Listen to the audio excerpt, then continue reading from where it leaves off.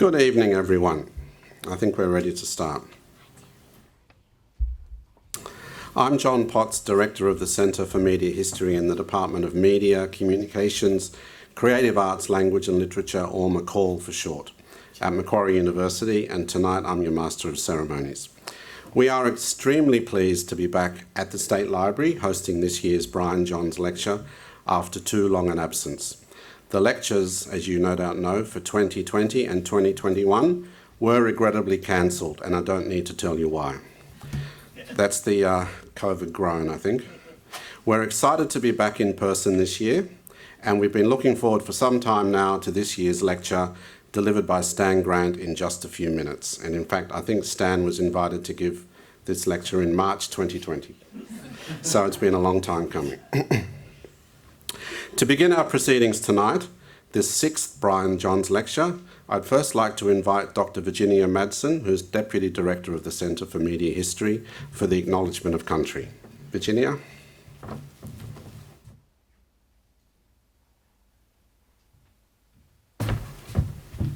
It's lovely to see everybody here. It's very exciting to be back. I'd like to begin our proceedings with this sixth Brian Johns Lecture by acknowledging the traditional custodians of this land, the Gadigal people of the Eora Nation, and I also pay my respects to the traditional custodians of the lands now occupied by Macquarie University, the Watamatagal clan of the Darug Nation, whose cultures and customs have nurtured and continue to nurture this land since the Dreamtime. I pay my respects to the elders, both past and present, of the Darug and Gadigal, and extend that respect to other Indigenous guests present here today, and of course to Stan Grant and friends and family present today from the Wiradjuri and Kamilaroi peoples. Thank you.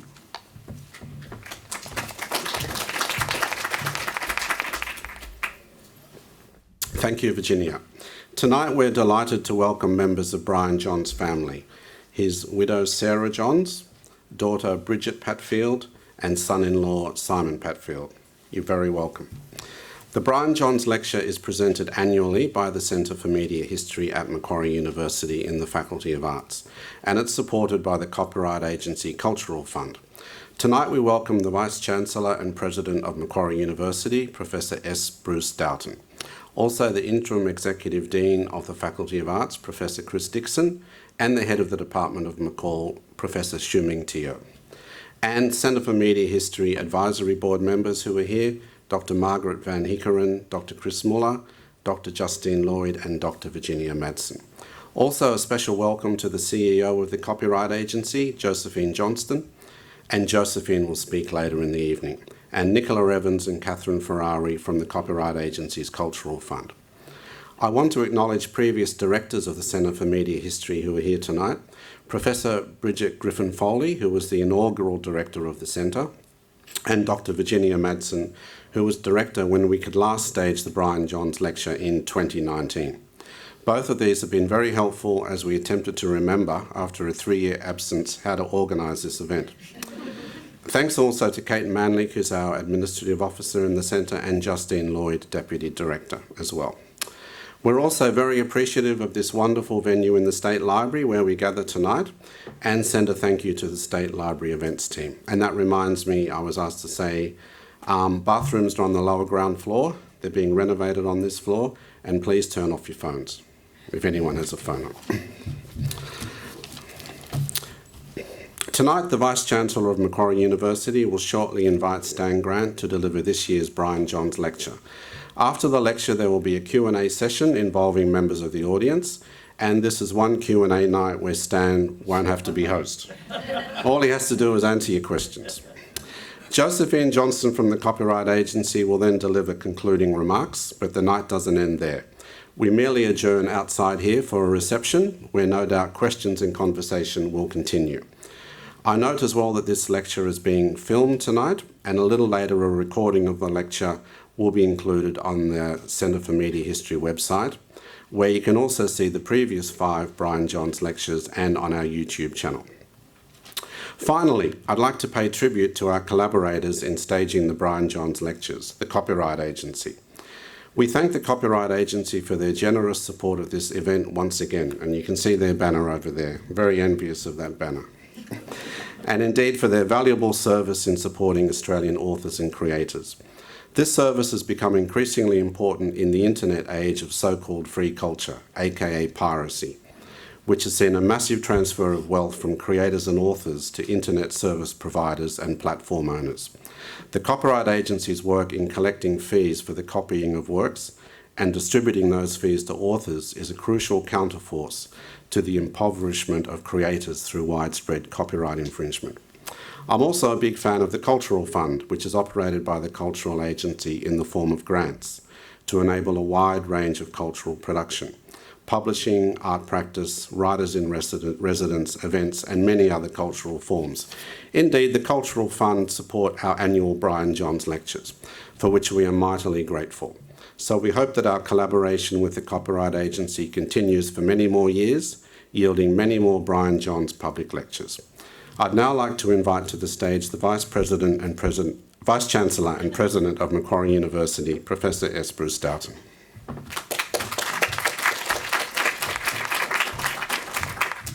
Well, thank you very much, and it's wonderful to be here and back in person, as they say. Being the Vice-Chancellor of University is a great privilege, and I'm grateful for your attention briefly this evening as I introduce our esteemed speaker. Someone said to me once, being the Vice-Chancellor of University is like being the caretaker of a graveyard. You have lots of people below you and no one listening. So I am grateful for your attention this evening. The Centre for Media History has a growing position in the university, and indeed is Australia's only such centre dedicated to conducting research and on the history of media. Its members include award-winning scholars and media practitioners, a wonderful intersection. These folks engage with industry and the academy and the community to create innovative historical works. This lecture is named in honour of Brian Johns and was established by the Centre for Media History and the Copyright Agency to honour a wonderful legacy of Brian Johns AC, who lived until 2016. He made a lifelong commitment to Australia's arts, literature and culture, and was an industry leader in so many ways in publishing, broadcasting, the digital media and the visual arts. Among his many roles in this extraordinary career, he served as the Publishing Director of Penguin Australia, the Managing Director of the ABC, CEO of SBS, and as a Director and then Chair of the Copyright Agency. He was the Founding Director of the Cultural Fund at the agency, who have generously supported, as you've heard, the event this evening. This annual lecture, which now is able to happen again after the intervening couple of years, provokes hopefully ideas and conversation, discourse and dialogue about the past, present and future of the media, publishing, writing and other creative industries. Draws together a very diverse group here this evening and folks who engage with the work of the Centre as well, writers, editors, publishers, directors, producers of media, media executives, historians, journalists, scholars, educators and students, importantly students, I believe. As a part of the continual reflection on the new challenges and opportunities in the creative sector as the world increasingly moves so quickly. We're delighted that this year's lecture, Brian Johns' lecture, is to be delivered by journalist and author Stan Grant. Mr. Grant is a Wiradjuri, Kamilaroi and Dharawal man. He's also, I understand, proudly of Irish descent as well. A journalist of 4 decades with such a diverse career and such a wonderful set of professional accomplishments. He's worked for ABC, for CNN, for SBS, for Al Jazeera, for Sky News, contributed opinion articles in most of the major broadsheets of this country, and has covered major stories over a professional life that's quite extraordinary, to list just a few of those. the apartheid in South Africa, the handover of the Hong Kong government, the troubles in Northern Ireland, the death of Princess Diana, the rising independence of East Timor, the war in Iraq and Afghanistan, the conflicts in Pakistan, the Israel-Palestine conflicts, terrorism in Southeast Asia, and the Middle East, coups, uprising, natural disasters, you name it. He's been there reporting on this. Quite an extraordinary set of accomplishments. He's covered events in China for almost a lifetime, I'm sure, it seems, with more than 20 years, including a decade as CNN's senior international correspondent in Beijing. If anything, I think, as we think about and contemplate the world today, which Stan has reported on for so long, we learn that what we learn from history is that we don't learn from history. And I think he'll reflect on that for us in a different vein shortly. He's been awarded so many awards for journalism, I won't try to recount them here because I'm sure I'll only get about 10% of them and I'd occupy a whole volume on that. He has produced a number of best-selling and award-winning books, and again I won't list all of those awards. Stan's lecture this evening is entitled Faith in Troubled Times. Have we abandoned faith?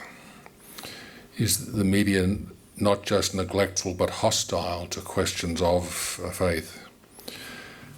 Stan draws on his own deeply held Christian faith, as I understand it, in a lifetime of covering conflict around the world in the most thoughtful way, that often pits faith against faith, that often speaks of troubled times where religious belief systems are brought to bear or create some of the origins of conflict, I believe. It's a wonderful privilege for us to have you here tonight, Stan. Please come and deliver the annual Brian Johns lecture.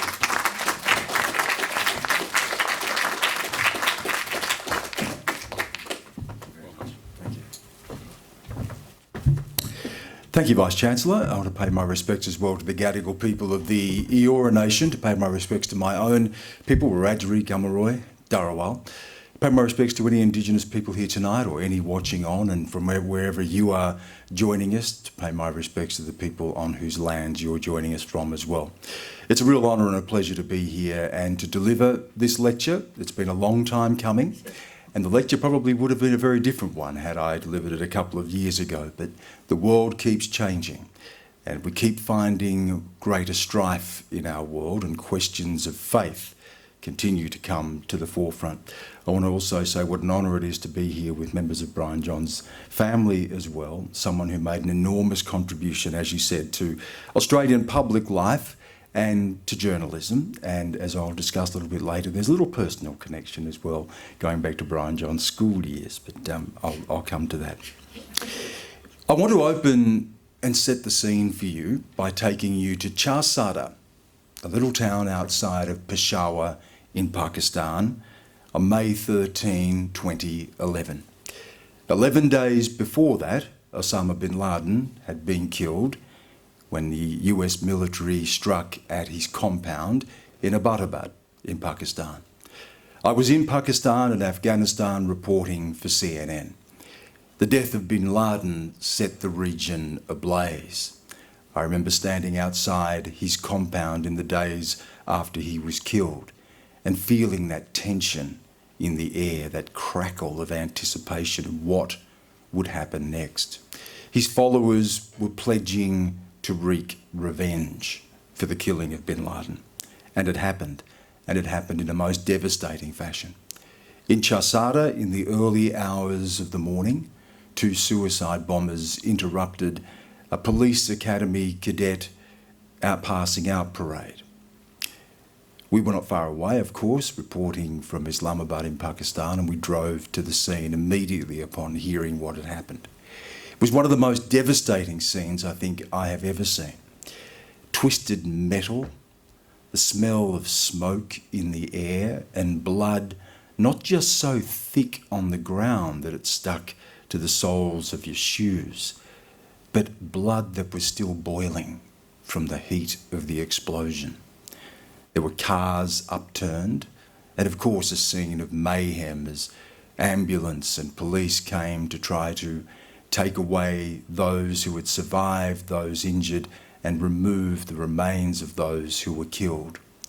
And in the midst of this scene of absolute horror and devastation, I saw some women, Pakistani Muslim women, covered with the veil, headscarf, and they were walking around with prongs, picking bits of charred, burning flesh out of the shell-marked holes in the walls and putting them into plastic bags because it was all they had left of their children to bury. It struck me in that moment what an extraordinary thing faith is, in two ways. Of course, those who were carrying out that brutal attack were doing so, they believed, in the name of faith. Inspired by Osama bin Laden, who they saw not just as their military leader, but very much their spiritual leader as well. And then in the midst of this, simple women of faith, trying to recover what was left of their children, because it was all they had left to bury. I've seen many instances of this in my life, this collision of faith and how we interpret it in our world, and how it can both inspire violence and also at the same time inspire extraordinary moments of transcendence and grace. I want to take you to another scene where I was on the border of Afghanistan and Pakistan. I'd been travelling throughout the area with the Pakistani military, embedded with the Pakistani military. And they took us to an army fort where they had captured a senior Taliban figure. They took me into a room where he was bound and chained to a chair. I was able to interview him while he was there. This man was the most unnerving man I think I've ever met. A chilling man, but one of the most captivating charisma. When he spoke, he had a voice that sounded as if it came from heaven itself. My cameraman, who was a hardened cameraman who had worked throughout the wars of Iraq, and we had travelled to much of the world's hotspots together, looked at me and felt the same sense of being unbalanced.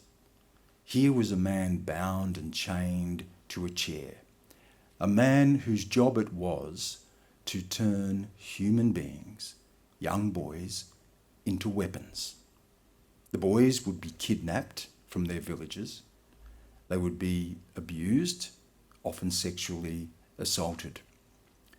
They'd be deprived of sleep, and they'd be made to recite hour after hour after hour parts of the Quran that they believed justified their killings.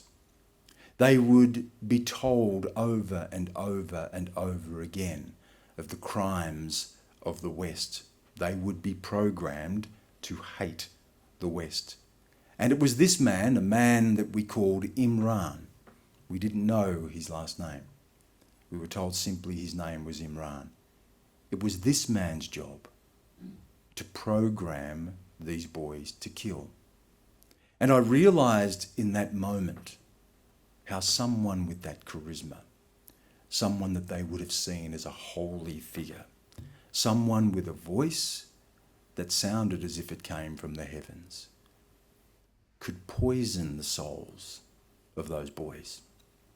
This was truly a personification of evil, and yet speaking the words of God.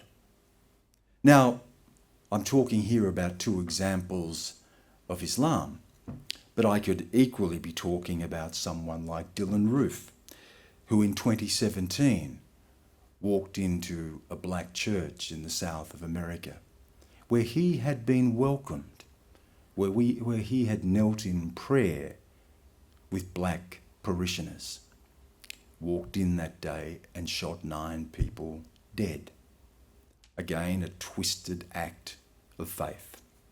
I could be talking about Anders Breivik, who on the 22nd of July 2011 killed more than 70 people in 2 deadly terrorist attacks in Norway. In his manifesto, he associated his violent acts with Christianity and used biblical texts to encourage and to justify his war, as he saw it, on Muslims and multiculturalism. When I think about the world that I have seen, when I think about the stories that I have reported, I'm reminded of the words of Victor Hugo, the great novelist, who said, "For 6,000 years, war has pleased the quarrelling peoples, and God has wasted his time making the stars and the flowers." Was he right? Are we condemned to war? Is this our natural state? And the stars and flowers are just the dream of peace and the folly of God? Or is God himself sometimes marching at the head of armies? That's what I wanted to talk to you tonight about faith in troubled times. And of course, Brian Johns had been raised in the Catholic faith. He had attended St Joseph's College in Hunters Hill, where my wife and I, Tracy, our boys also attended, which is a personal connection to Brian Johns. Apart from being a journalist, he also studied in the seminary. And I've pondered the role of the media in reporting questions of faith. Are we failing because we don't have the literacy, the language to properly grapple with questions of faith? Has the secular media abandoned a discussion of faith? Have we banished it to the private realm, not the public sphere? Now, of course, we do sometimes report on religion, more often than not around aspects of scandal, or rightly, as the media has done, in uncovering the horrendous acts of abuse carried out in the name of the church or people who work in the church. Of course, we, a couple of years ago, were caught up in the frenzy around the rugby player Israel Folau and his intemperate comments on social media. But beyond that, we fail to grapple with faith and the way that it shapes our world, the way that it distorts our world, but the hope and love and kindness and transcendence that can come from faith as well. The religion and politics scholar Jocelyn Cesari has traced a lot of this evolution of secular media and its treatment of questions of faith in her book, We, God's People. And she says, we have now reached a point in Western Europe where this worldly is all there is. There is a division, she says, between the immanent and the transcendent, between what is God's and what is Caesar's. Believers, she says, are expected to keep the transcendent to themselves. She says the nation is now the superior collective identification, overtaking religious allegiances. The philosopher Charles Taylor, in his landmark book, A Secular Age, says modern civilization cannot but bring about the death of God. Think about that idea of the death of God. Trace the growth of what we have seen as a modern, secular world, a world based around rationality and science and reason and logic, a world that emerged in the 16th, 17th and 18th centuries, what we now associate with the age of reason or the enlightenment, perhaps best captured in the words of Rousseau and Descartes and Immanuel Kant. Descartes, of course, who once said, I think, therefore I am, giving birth to an idea of modern, Western rationality. I think, therefore I am. Think about that statement and what a break that is with a world that up until that point had believed that God determines who we are. Immanuel Kant, who wrote about enlightenment. What is enlightenment? the question he posed. He said it is to dare to know. Dare to know. Think about those 3 words. Until that point had been the realm of God, what was known only to God was now known to people, revealed to people. Now, the Enlightenment, of course, emerged out of the brutality of the wars of religion. It was a response to religious violence and an attempt to raise humanity above that sectarian strife. But it also set us on its own course of violence. In elevating people above God, we become gods ourselves. Think of Friedrich Nietzsche, whose madman runs into the marketplace and says, "God is dead, we have killed him." He runs into a marketplace. Nietzsche knew what he was telling us. He wasn't running into a church. He wasn't running into an open field or a sports ground. He was running into a marketplace where we trade, where we reduce humanity to a commodity. And he posed the question after he raised that idea that God is dead and we have killed him, but what do we do with that? Where does that lead? The philosopher Hegel, who talked about history and the evolution of history, the arc of history that he believes rises in the East and sets in the West. He believed that history would deliver us to an ultimate point of the virtuous state, what he called the absolute spirit. Of course, what Hegel was doing, what Immanuel Kant was doing, what Nietzsche was doing, was not ignoring God, but removing God and imposing humanity. It was Hegel himself who saw Napoleon riding by after the Battle of Vienna and said, "I have seen the soul of the world." That Napoleon himself was the very image of God. Now, the Enlightenment has given us many things: rationality, science, progress. It has delivered us to a world where we can touch the face of God, where we have mapped the human genome, where we can explain so much about the mysteries of the universe. But progress also delivered us to the gulag and the gas chamber.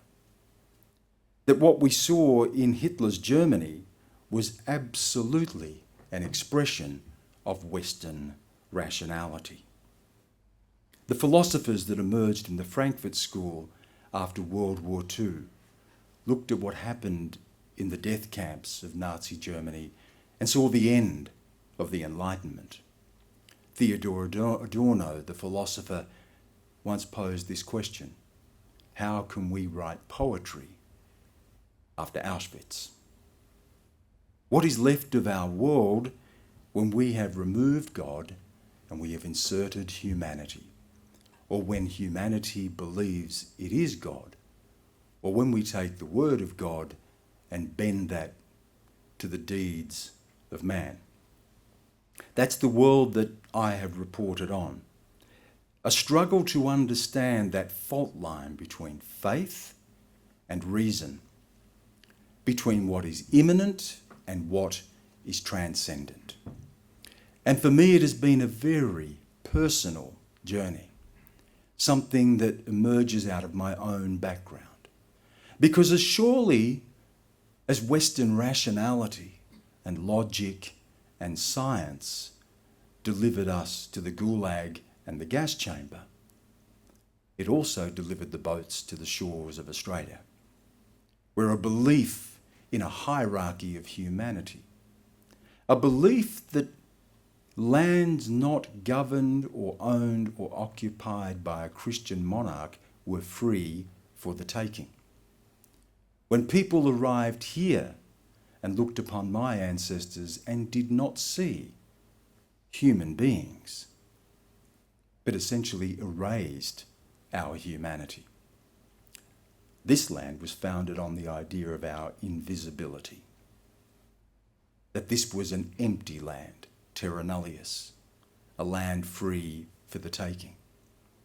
The idea of a hierarchy of humanity that emerges from enlightenment ideas and marries itself to Darwinism and also carries with it the Bible, enslaved my own people, justified the extermination of my own people. I emerge out of war as surely as I have reported war itself.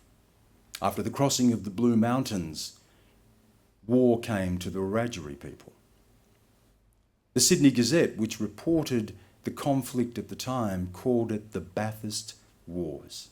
On the front page of the Sydney Gazette, you could read about the Napoleonic Wars of Europe and the Bathurst Wars, which they described as a war of extermination. A war of extermination.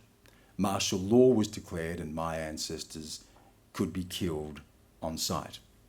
After 3 years of conflict, our leader, Windradine, led the Wiradjuri on a trek over the Blue Mountains to sit with the governor in Parramatta.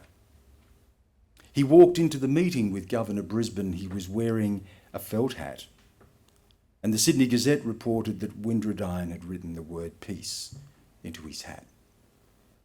When they handed out trinkets and clothes and rations to the Aboriginal people that day, they took down their names and included among those names are members of my own family. I emerge out of conflict as surely as I have reported conflict itself.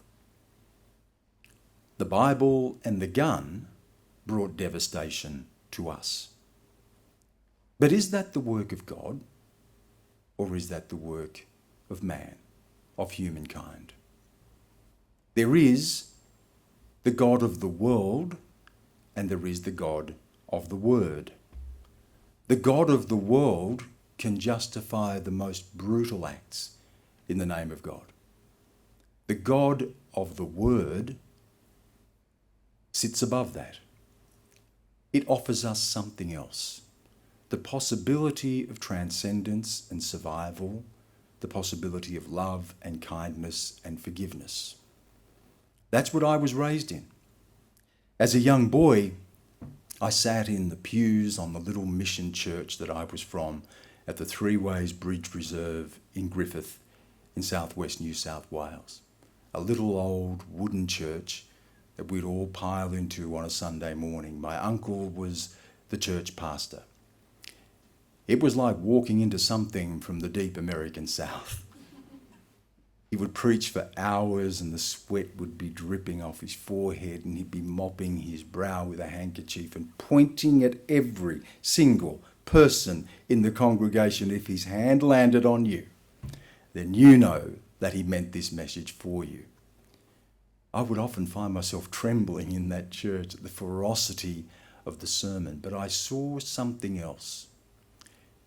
I saw an ability of a people to find God in a godless world, even a God that had been brought to subdue us and justify the extermination of our people, that God was alive in that church.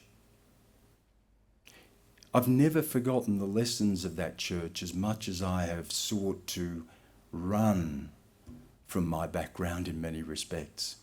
I've never forgotten that in that church we felt a sense of abandonment. That this wasn't the sort of church that we attend in the suburbs of Sydney or Melbourne or Brisbane or wherever we might be on a Sunday morning. This was the church of the forsaken. This was the church of the crucified Christ.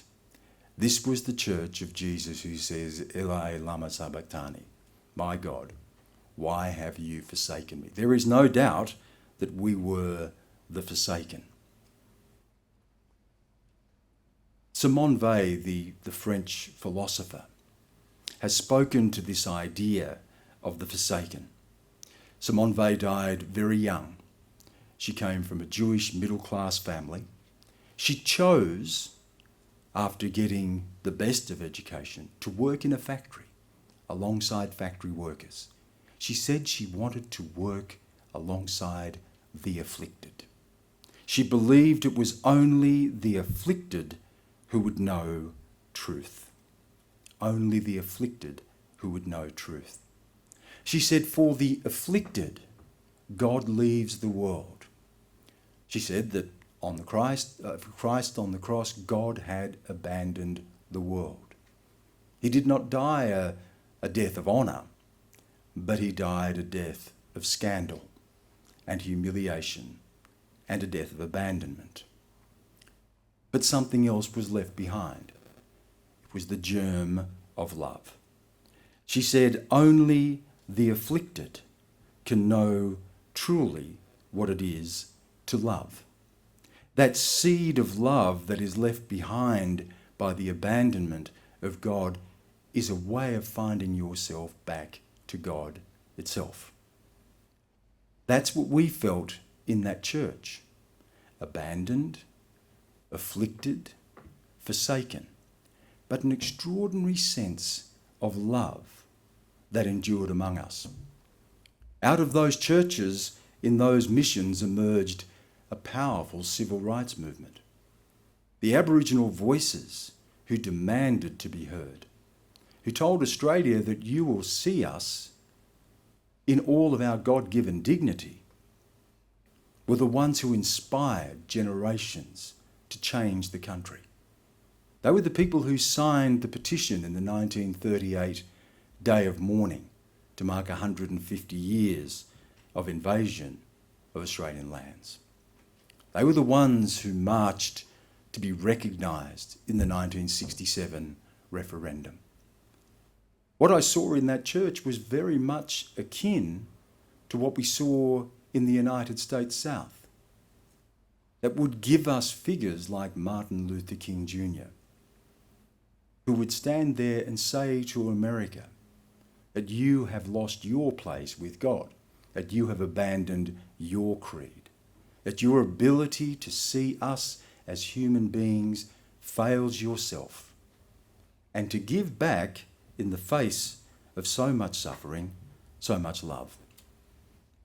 As I grew up and became a journalist and went out to report the world, I found myself, not by design, but by accident, that all paths led to conflict. Conflict where I confronted this question of God in the world, God that could wreak such violence and God of such transcendence. I reported from Iraq and Afghanistan and Pakistan and Northern Ireland. Everywhere, conflicts rooted in some sense of religion and violence and identity.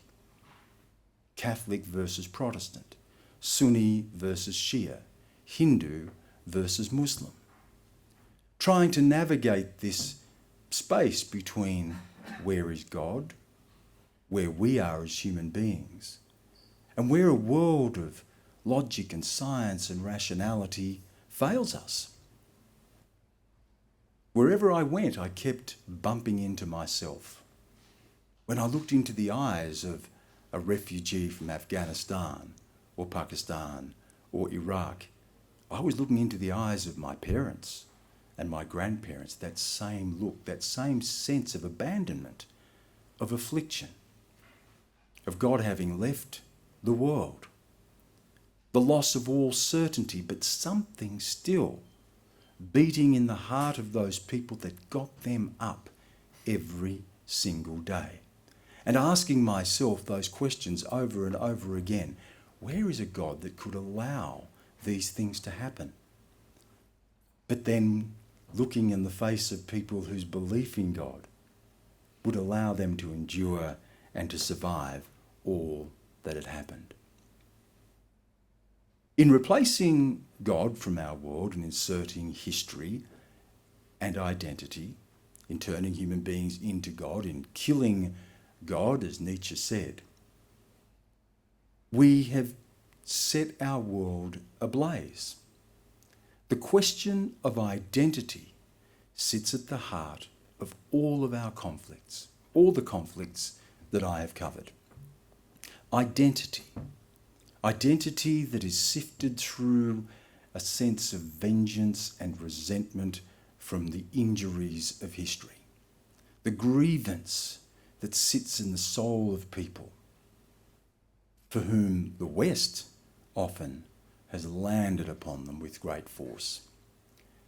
I've reported from people that I describe as the other side of history, not the people of progress and rationality and science, but the people who have been cast aside. Everywhere, identity has been shaping our world. Of course, we still like to believe in the West that we can live in a world beyond questions of identity, that liberalism and democracy itself promise a world beyond identity, beyond family, beyond nation, beyond religion. But of course, there is that need in us to belong somewhere. The weightlessness of liberal democracy struggles to deal with the weight put upon it by history itself, by the legacies of slavery and racism and genocide and sexism, the things that are still playing out in our world today. That the idea of a weightless, neutral, liberal democracy can't speak to that sense of injury, which can so easily fester into a grievance and a resentment. And I've felt this in my own life, torn between anger at what happened to my own people, and yet going out into a world where I have seen where that anger can lead. That when that anger crystallises into a sense of identity that pits us against each other, it leads inevitably to conflict. That hate piled upon hate responds with ever more hate. What is a pathway to forgiveness, to reconciliation, to truth, in a world where we can so easily be consumed by hatred? Where is that pathway? I reported from South Africa after the fall of apartheid, a country that had kept its foot on the throats of black people for generations, a country that had locked up Nelson Mandela for 25 years, emerging into a new South Africa. When Mandela came out of Robben Island prison, he could have set fire to South Africa. He could have set the country ablaze and would have had every reason to do so. But Nelson Mandela and Desmond Tutu set South Africans on a higher course. They set themselves on a course of love and forgiveness. They had a Truth and Reconciliation Commission. They wanted the truth to be known, the truth to be spoken, the names to be spoken of those who had suffered under apartheid, but to be spoken to set themselves free. Desmond Tutu said that forgiveness is the higher form of justice. How do we forgive in a world where God has been not just among the afflicted, but among the perpetrators? I've thought about this question when considering the war in Ukraine. That, in every respect, is Vladimir Putin's holy war. Vladimir Putin believes that he is waging a war for the Holy Rus, for the soul of the Russian Empire. Ukraine is seen as the cradle of Russian Orthodox religion. This is a war of identity and a war of faith. The head of the Russian Orthodox Church, Patriarch Kirill, describes Putin as a gift from God. The weapons of war are blessed by the Church. How do we understand the war in Ukraine without understanding the role of faith in our world? And yet it is so absent, so missing from so much of the discussion and the commentary about the conflict. We talk about the encroachment of NATO. We talk about the catastrophe, as Vladimir Putin sees it, of the end of the Cold War. But we don't talk about faith and the role of faith and how Putin is using faith as a weapon. It's as though the media doesn't have the literacy, the vocabulary, to really look into these questions of how faith can distort our world on the one hand and then offer a transcendence on the other. As Vladimir Putin is waging his holy war, at the same time Ukrainians are singing hymns and saying prayers to stand in defiance of Vladimir Putin's weapons of war. Where is God in the Ukraine conflict? I put this question recently to Miroslav Volf. He's a theologian from Yale University. He's the head of the Yale School of Faith and Culture. Miroslav Volf wrote what is considered to be one of the 100 most important religious books of the 20th century, Exclusion and Embrace. Miroslav Volf emerged himself out of the wars of Yugoslavia. He saw what religion and what identity could do to a people.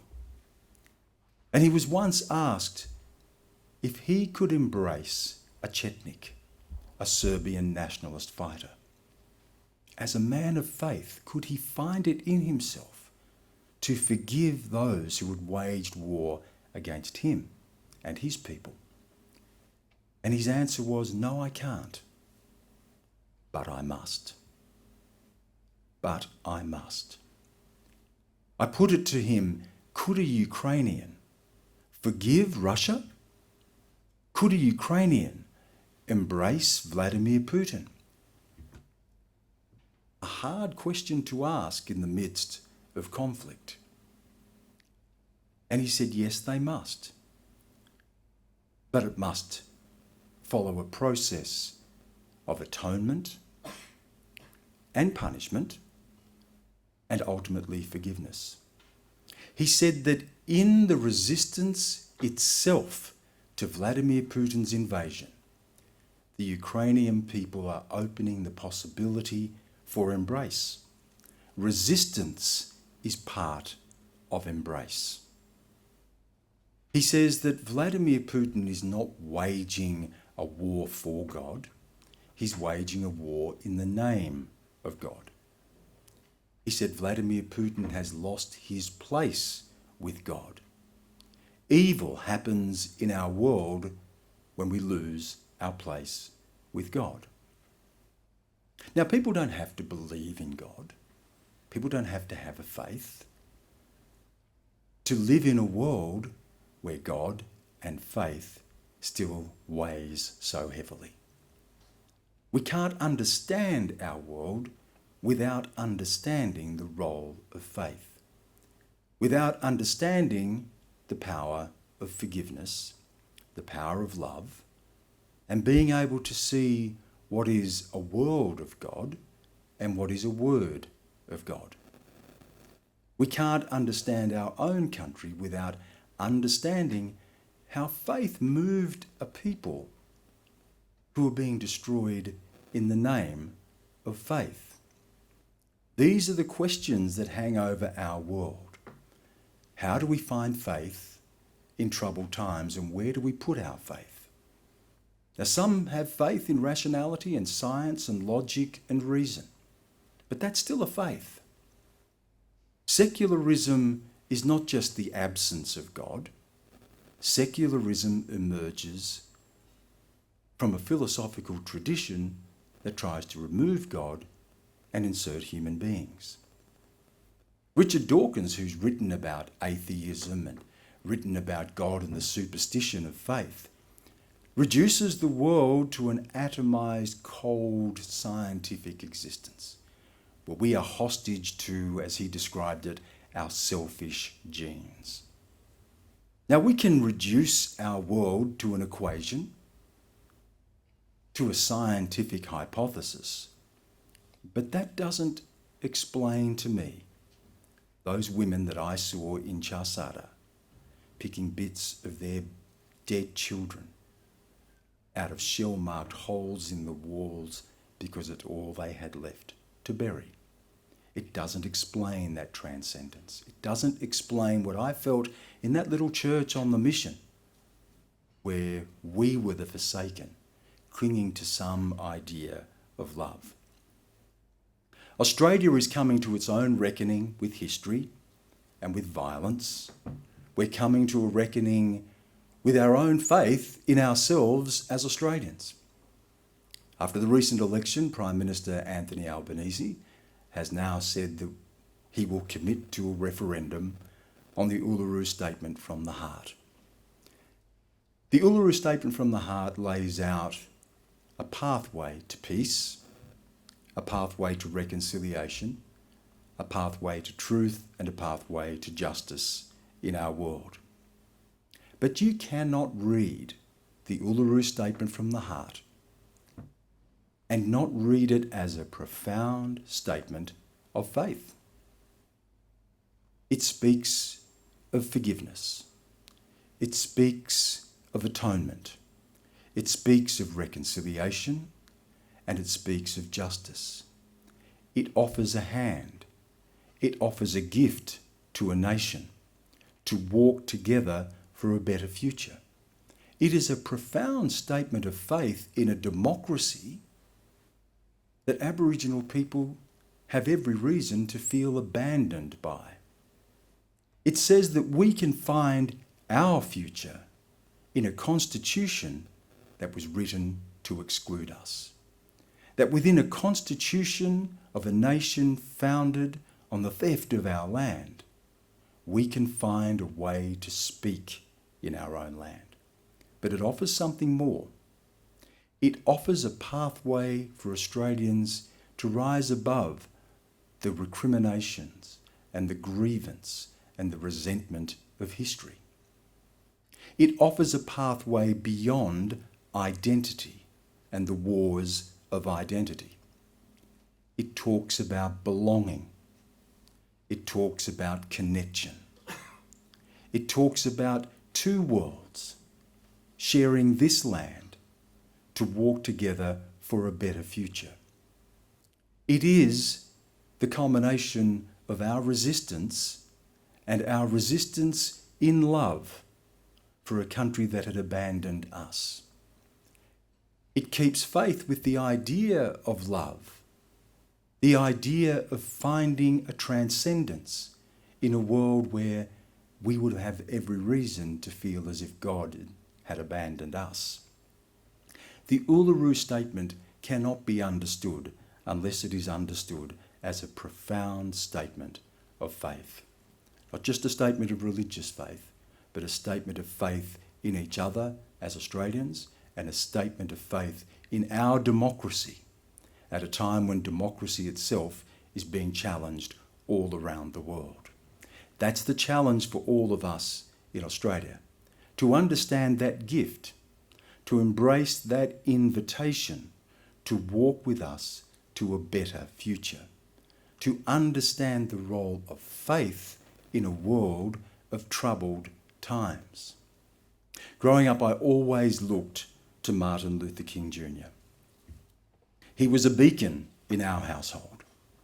To my uncles, he was a role model, a fire and brimstone preacher who could inspire people, who could raise their sights. He was called an apostle of justice. He believed that it was his job to save the soul of America. But he had to ask this question: does America have a soul worth saving? He saw America as a sick nation. We remember Martin Luther King Jr. from his dream, a dream where we are not judged by the colour of our skin, but the content of our character. A dream that he saw the fulfilment of the American creed that all people are equal. But Martin Luther King Jr., towards the end of his life, wondered if that dream itself was a nightmare that the nation would ever wake from. He said the violence and poverty and humiliation hurts as intensely as the violence of a club. Hate, he said, is as damaging to the subject of hate as it is to the object of hate. Martin Luther King Jr., in the famous sermon that he gave before he was tragically assassinated, said to people that at that point he was fearing no one, that he wanted to live a long life, but if he didn't, he had been to the top of the mountaintop. He said that he had seen the promised land. America's still waiting for the promised land. African Americans continue to suffer under the boot of racism in their own country. We're still waiting for the promised land in our country. And I know that many of my people lose hope in Australia, lose hope in fellow Australians, lose hope in God. And it's perfectly understandable. But I like to believe in the hope of the unseen, in a hope that is hopeless and yet hopeful.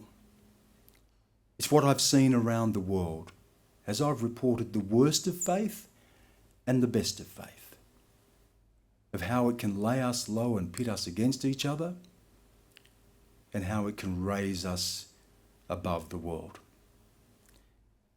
And how love is the antidote to hate, and how love is the basis of truth, and how love is the basis of freedom and justice.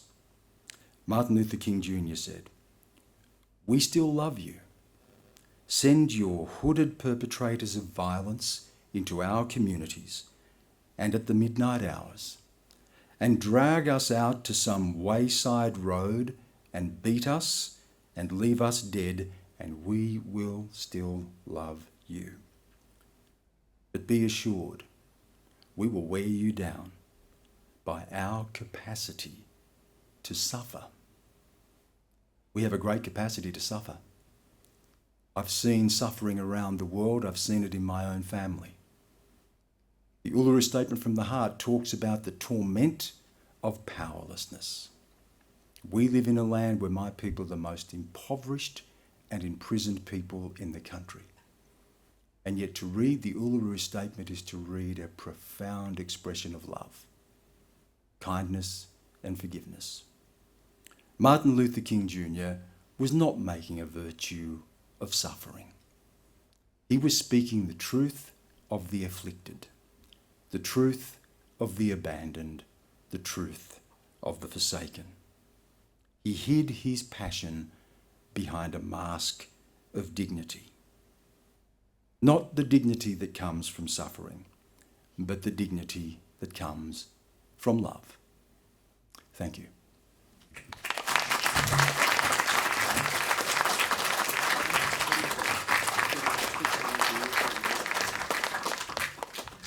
I'd like to thank Stan Grant for a wonderful Brian Johns lecture this year. The lecture was both inspiring and provocative.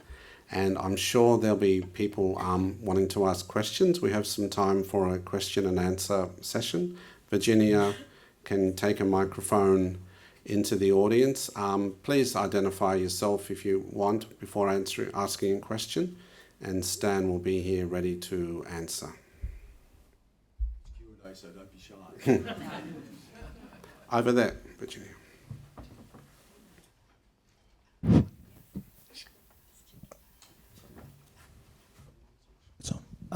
Thanks very much, Stan, for that. I think you're a brave man as a journalist in this country to get up and talk about matters of faith in ways that aren't excoriating, I suppose. I think of your previous host on Q&A.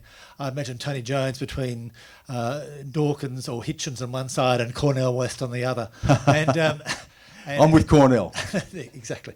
And so I think that, you speak about faith in and the conflicts of faith, which are, journalists often try to see themselves above that. And, there's sort of a place where journalists is sort of, this is what faith does. You're looking down at this kind of squabble between people riven by extremes of faith.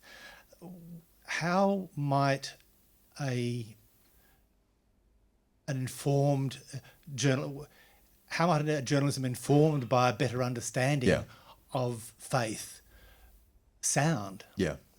Well, it sounds like the world that I reported. I could not have reported the world that I saw without an understanding of faith.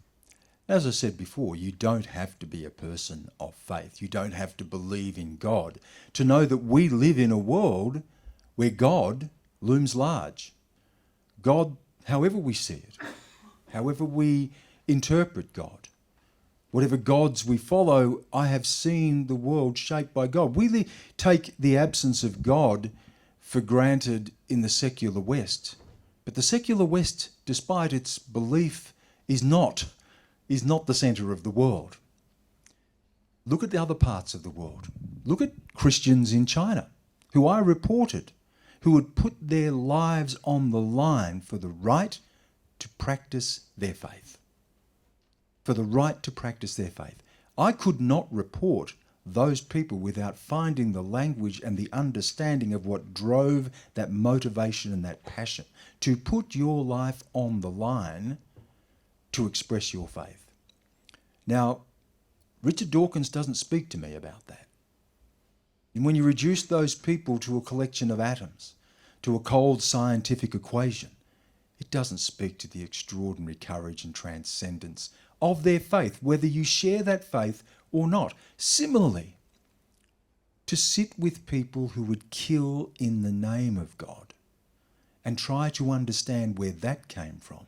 It would be easy for me as a reporter to say, that's God's fault. That's what God does in the world. A belief in God leads to more violence. But because I have thought about these things, because I emerged from this, I'm able to report those things and understand where it comes from. It's not a God of the Word, it is a God of the world and what we choose to do with that world. That informed my journalism, and it is such a failing. It's interesting you made that observation. It's brave to stand up and talk about faith in a way that is not excoriating. Why? Why? It should not be brave. I question faith every day. I am appalled at the worst of what faith does. When you look at the abuse and the cover-up of abuse by people who are supposedly people of faith, it should appall us all. But surely we can't understand that if we don't understand and find the literacy and the vocabulary to try to express these things. You know, we have pretty much abandoned faith in the public square. I mean, that appalling display last year during the religious discrimination bill, when nobody could even begin to find the language to explore this question of the contested competing rights in our world. And immediately, people of faith who immediately made exclusion and discrimination and hatred the centre of their faith, rather than love and grace and kindness and forgiveness. I know what I came out of. Love and kindness and forgiveness. Not to exclude people or discriminate against people. But on the other side, those in the secular media who would reduce faith, people of genuine faith, to a superstition, to something to be mocked, to be wary of, suspicious of, or even hostile towards. We need to find a literacy for understanding faith to be able to interpret our world, because we can't understand the world and we can't report the world without understanding those things. We can't understand the war in Ukraine if we think it is only about power and only about politics and only about NATO and only about Vladimir Putin or his demented view of the world or his power hunger. It comes from something else, and we have to understand how faith is used, how it is weaponized, and also the transcendence that can come from it, from simple people of faith who will pick bits of their burning children out of a hole in the wall and bury them because God will lift them above the sorrows of the world. If I didn't understand that, I could not report the world. I think that's another question there, Virginia. Thank you, Anne-Maria Nicholson, former ABC reporter. Reporters and journalists tend to be quite sceptical of people who, particularly politicians, who stand up in the name of God, particularly in the United States, where most of them do. Donald Trump held a Bible upside down, didn't he? Of course, famously outside the church. And in Australia, with Scott Morrison talking of miracles and Christianity, but denying entry to refugees here. And now with Albanese as a self-proclaimed man of faith and a Catholic, I'm wondering, do you think that politicians should be talking more about their faith, or that the line should be there between secular and faith? It's a good question. I think we can do both. I think people should feel free to express their faith, but also understand that we live in a world in Australia, a society in Australia, in a liberal democracy that is not a theocracy. We don't live in a world where someone's belief in God will dictate our laws, but it informs us. It informs the people themselves. It informed Scott Morrison. It informs Anthony Albanese, Kevin Rudd, who was very open and very strong in his commitment to his faith, Tony Abbott. People of faith from different political backgrounds who have their political battles, but their faith informs them. I think that is important for those people to express. But of course, the lines between their faith and the laws that are passed and enacted in the country for all, that's that separation of church and state, mosque and state in other parts of the world, synagogue and state, is essential for a healthy functioning democracy. But I want to hear from them, and I think that informs them. And I think it's very difficult, isn't it, to navigate that path. And most of the time when we're dealing with sort of matters of state and we're dealing with taxation laws or whatever, security or whatever it may be, we can distance ourselves. But when you get something like marriage equality, even people who will claim a faith-based opposition or objection to the Uluru Statement from the Heart. I've heard people say, but aren't we all just one people under God? Why are we putting Indigenous people in the Constitution? We should all be the same. Now, I listen to that, and I also understand there is a theological answer to that, to say that we are all part of a body of Christ. We are not all part of the same body. So to have a theological understanding allows you to be able to navigate a lot of those questions. But there are moments where there is a contest between people's personally held faith and a secular nation and laws that are passed on behalf of all. And I want to know how that informs the positions that politicians arrive at. But I also want to know that there is an understanding and a commitment to the separation of those things that allows us to have laws and govern for all. But I do sort of blanch at that instinctive media suspicion or mockery that comes when a politician expresses faith. I mean, we can see through that when it's being exploited, but also I think sometimes we need to extend a generosity and a goodwill and accept that people are expressing their faith that is firmly held, and it's a strong, firm belief. And I think there is a bit of a sneering attitude sometimes in the media to any expression of faith, and that doesn't serve us or our democracy well.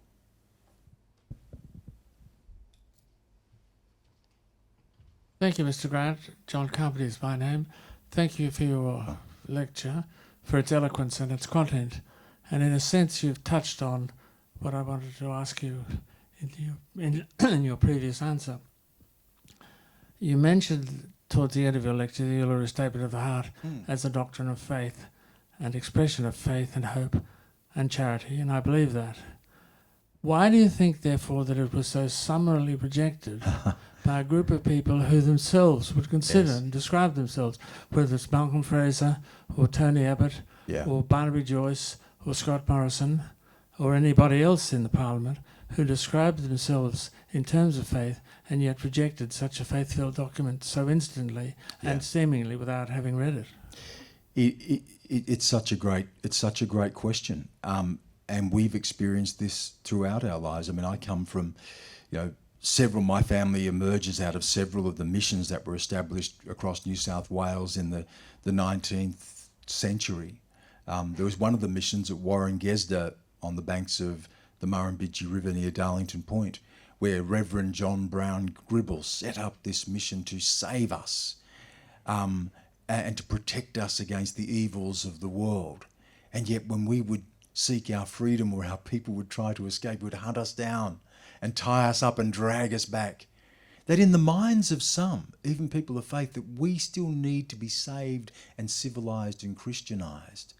That there is an assimilationist impulse, that they know what is good for us. I think it comes from a failure of empathy, a failure of understanding, a failure to imagine what it would be like if it happened to you. And it's a fundamental theological failing. That's why I was so drawn to Simone Weil, because Simone Weil says it is only the afflicted who know the truth. The people you're talking about don't know affliction. They don't know the sorrows of the world. Those mothers that I saw picking their dead children out of holes in the walls, they know truth. The people you're talking about live comfortable lives. If they have a faith, it's a faith that emanates from their certainty of their place in the world. The inability to imagine what life is like for us. And doesn't that, to me though, that says to me how remarkable my parents, grandparents, my uncles, my aunties were. That in the face of that, what did they respond with? They responded with love and kindness. So even when the Uluru Statement was rejected out of hand, and the lies that were told that it'd be a third chamber of parliament when it was nothing of the sort. But what did we respond with? We responded with our love and our kindness and our forgiveness, and we've delivered us to a point where we may, in fact, go to a referendum on this. We don't go away. We know our place in this land. Politicians come, politicians go, but this is our country. You know, in my language, Wiradjuri language, we have a phrase, Yindyamara Wenangana, and it means to live with respect in a world worth living in. To live with respect in a world worth living in.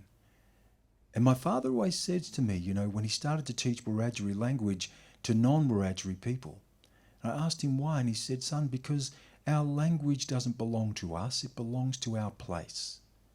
That we are people of a land. It is my duty and responsibility to love these people in spite of what they've done. That's a profound faith. Yindyamara is a profound faith. We've given back Yindyamara to this country. We have given back the love of God as we see it in this country, even to people who profess to be people of God who can't extend the same to us.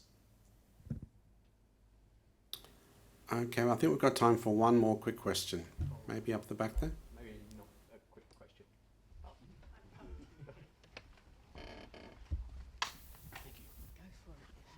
Thanks for your time. My name's Michael Carr, and I'm a former Macquarie graduate. I wrote a piece on the effect of globalisation on Indigenous Australian spirituality, and in that referred to a lot of two-way believers in Indigenous Australians. Do you think that could be the opportunity for us to show compassion and understanding to our Pacific neighbours if we can start that ball rolling in our country? Yeah, it's a wonderful idea, isn't it? Because it does extend to all the opportunity to see ourselves in each other. You know, the Uluru Statement talks of walking in two worlds, and that's what we do.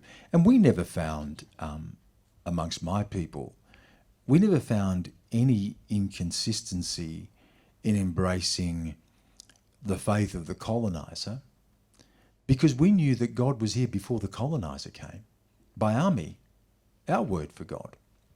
We knew that we had a spirituality that lived in us, that existed in the world before what we know as Christianity existed in the world, that we could find a place for those faiths together. And that's been an incredible source of an incredible source of inspiration to our people to be able to walk that road. And the same in the Pacific Islands. You know, I think if you go there, the Torres Strait, for instance, where they talk about the coming of the light and the embrace of faith. Eddie Mabo, a man who fought all the way to the High Court to change the law of this land, a person of profound faith. His family emerges out of a profound sense of faith. And we find that as well in the Pacific. I think there is no doubt when I look at the assumptions we make about the West and the assumptions we make about Western hegemony and the idea of the centrality of the West, we are reaching a point of reckoning with that. I mean, China, as an emerging power in our world, is challenging the ideas and assumptions of Western power and hegemony. An authoritarian regime is challenging the future and the viability of democracies to provide the good life for its people. A country that rejects democracy rejects faith as well, although there is a faith in the Communist Party, has lifted 800 million people out of poverty. So there is an emerging sense of a reckoning in our world around the legacy of our history, the legacy of colonisation and empire, the assumptions of the centrality of the West, the centrality of Western faith and belief as well. And I think we see that play out in the Pacific. And I think we've probably seen elements of that in the response to Solomon Islands as well. A sense that we know what's good for you, that you don't have a right to determine your own destiny, as much as that may clash with where we would like to see things in the world. As much as I resist the idea of creeping hand of authoritarianism, I think we have to understand the West's place in the world as well, and to strengthen the West and to strengthen the traditions of liberal democracy, we have to examine the legacy of our own history and our own failure. And I think countries, I've spoken to Pacific leaders, and they feel that very strongly. They feel that the time has passed where they will be told what is good for them, that they are self-determining people of their own nations, and that we have to understand that. And this is part of the reckoning that our world is going through right now, a time of enormous upheaval and change, where the foundations of 300, 400 years of Western logic and science and rationality and liberalism and democracy and Christianity are being challenged in the world. And I think the Pacific is just another example of those places where those things are really at the forefront. And Australia and Indigenous people bring those questions back home here as well. What is the legacy of history? What is freedom? What is justice? What is faith? What is grace and kindness and reconciliation? All of those things exist right now in this moment for us in this room, for our country at large. Okay, I think we'll have to call it a halt now, but I know Stan will be outside in the reception. I'm sure people might want to have a further discussion. I'd like to thank Stan Grant one more time for his very eloquent and timely Brian Johns lecture for this year.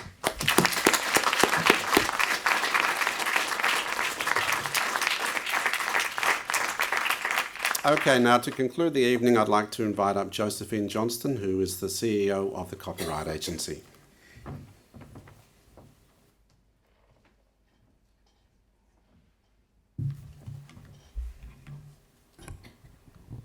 Thank you.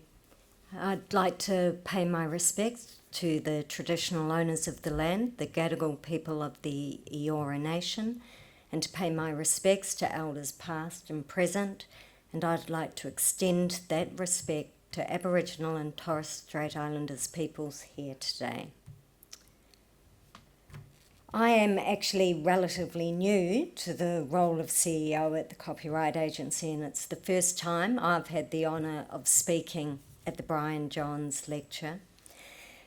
I have learnt one very important lesson, which is next time check more carefully the order of events so that I don't go immediately behind Stan Grant.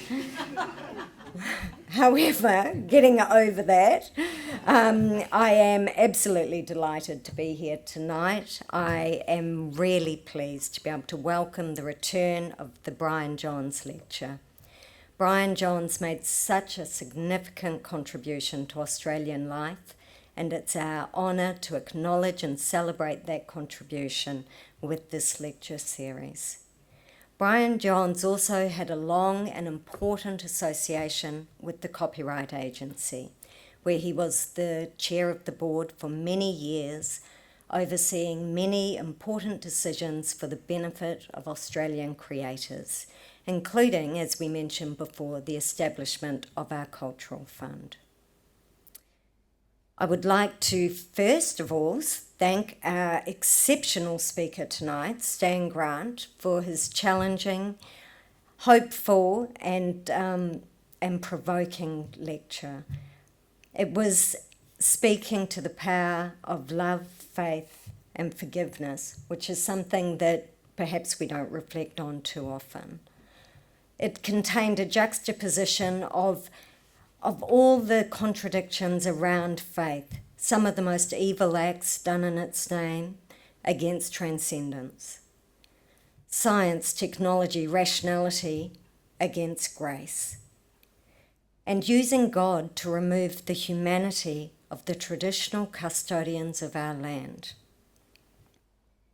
Listening to Stan speak so eloquently about the possibilities and the hope of the Uluru Statement, I am reminded of my year 12 son's studies of religions subject being drilled into him by the Jesuits, and learning that the fight for land rights throughout the decades in Australia, in modern Australia, it represents many things and has come from many places. But it is also fundamentally a fight for the spirituality of our First Nations people and to recognise and reconnect with the land. I'd like to thank Stan for so generously drawing on his personal history, for his insights into the world of First Nations people, and also for sharing all of his tales from his extraordinary career. And I have to say that listening to it does make one think that turning up on Wednesday morning for a little more copyright licensing is somewhat pedestrian, although quite safe as well. As well as Stan, I'd like to acknowledge and thank our other special guests here tonight. Vice-Chancellor Professor S. Bruce Darton, the Interim Executive Dean, Faculty of Arts, Professor Chris Dixon, Professor John Potts, current Director of the Centre for Media History, and the past Director, Professor Bridget Griffin-Foley, who had been so instrumental in other years in bringing this lecture to life. And an especially warm welcome and thanks to the members of Brian John's family, Sarah, Bridget and Simon. Thank you for being here tonight. My own chair of the Copyright Agency, Dr. Kate Harrison, is unfortunately not able to be here this evening, which is unfortunate for us but not so much for her, as she is enjoying her first post-COVID jaunt overseas. She does send her apologies and she is looking forward to watching this lecture online when it's available. I'm sure I'm not alone when I say that it is just great to be back in person after such a long pause. We've all missed this, and this reminds us of what has gone the last couple of years. This joy of sharing ideas, challenging each other, and enjoying being part of this community. The Copyright Agency is delighted to support this lecture through our Cultural Fund, and it's great to see so many of you turn out for it tonight. The Copyright Agency's Cultural Fund continues to support writing, publishing and visual arts sectors with important and targeted grants. This lecture series is a really good example of the support for provocative and stimulating discussions in our community. We recently also all enjoyed the Sydney Writers' Festival, and it was apparent that writers and their community need our support now more than ever. The fund allocates up to $2 million a year in grants to support creators, publishers, visual artists and key industry stakeholders. It's wonderful to see some sort of return to normality for all of those really important projects, and having that return heralded by such an insightful and eloquent lecture tonight is only fitting. Thank you again, Stan. Now, I get the pleasure of inviting everyone to enjoy us for a reception in the cafe area just through here. Thank you all very much for coming. Good night.